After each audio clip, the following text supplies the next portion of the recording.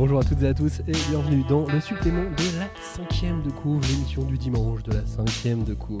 On vous avait dit qu'on était en vacances mardi dernier dans notre émission du mardi, dans le podcast habituel. Et donc on profite de ces vacances avec Cagnard notamment pour aller en Bretagne à Saint-Malo. En fait, chaque année, ce week-end, on met en ligne cette émission le dimanche, mais donc ce dimanche, alors je pense que le temps que vous l'écoutiez, il va être un peu tard pour aller au festival, mais ce week-end avait lieu le festival Quai des Bulles à Saint-Malo. Quai des Bulles, c'est un festival de bande dessinée qui existe depuis super longtemps. Et cette année, pour la première fois, ils sont ouverts au manga. Et donc, on peut aller à Saint-Malo, au bord de la mer, voir un festival de BD et de manga. Salut Cagnard. Salut. Et oui, donc on est au festival Quai des Bulles, dans la magnifique ville de Saint-Malo. Et c'est assez étrange de voir du manga à Saint-Malo parce qu'on n'en est pas la première tentative. En fait, jusque-là, les différents éditeurs manga ont quasiment tous essayé d'avoir un petit shop manga, on va dire, sur leur stand où il y a les autres éditeurs BD. Et cette année, ils ont décidé de louer la carte à 100% et de faire une bulle spécifiquement dédiée au manga. Et du coup, c'est plutôt cool, on vient d'y faire un tour. Et il y a quand même plusieurs éditeurs, ça fait plaisir.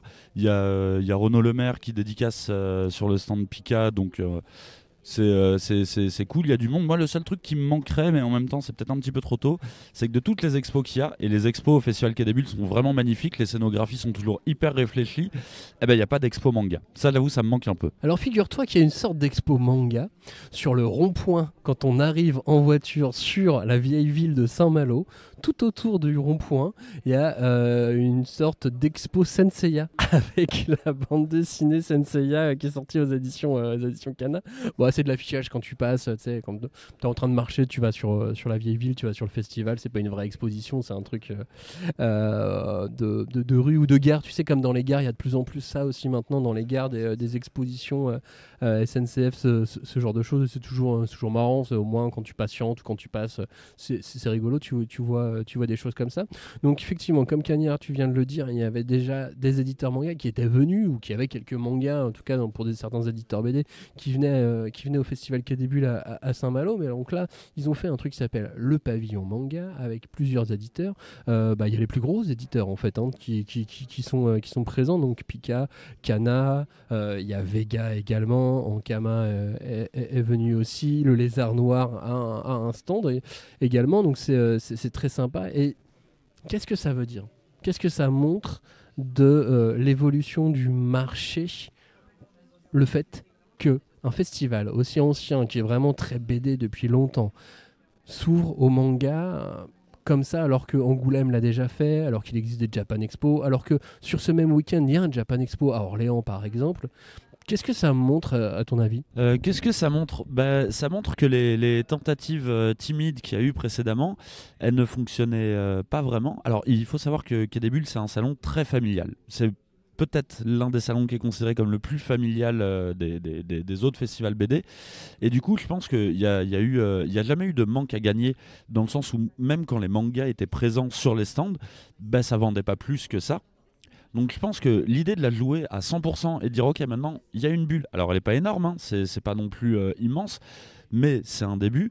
Je pense que ça prouve aussi que on avance petit à petit. On commence à avoir une reconnaissance, même dans un festival qui n'a clairement pas besoin du manga. C'est-à-dire que si on parle de vente ou si c'est pour se faire de l'argent en plus, c'est pas le cas. D'un point de vue financier, le festival Quai des Bulles se porte très bien. Les éditeurs sont ravis à chaque fois qu'ils repartent du festival parce que c'est un salon qui marche bien.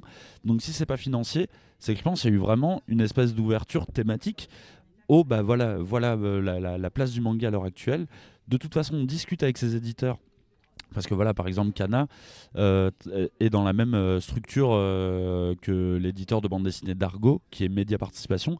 Donc forcément, à un moment, ça allait finir par se croiser ces intérêts d'éditeurs. Et je trouve que ça prouve encore plus que on est en train d'avancer, on avance petit à petit. Mais c'est vraiment, je pense, le dernier endroit où je m'attendais à voir du manga. Et pourtant, voilà, on a du manga en bord de mer comme ça à Saint-Malo et c'est plutôt sympa. Il y a peut-être un autre truc. Bon, on en parlera dans le prochain supplément avec Robin. On se retrouve dans une semaine du coup, on va l'enregistrer aussi ici. Et il y a aussi peut-être ce truc d'avoir plus d'auteurs français qui participent également à ce marché du manga. Bon, on reparlera de tout ça aussi plus longuement dans une émission d'ici la fin de l'année. Merci à toi, Cagnard. Passez un bon dimanche ou une bonne journée ou une bonne soirée. Et merci de nous avoir écoutés. Ciao, salut!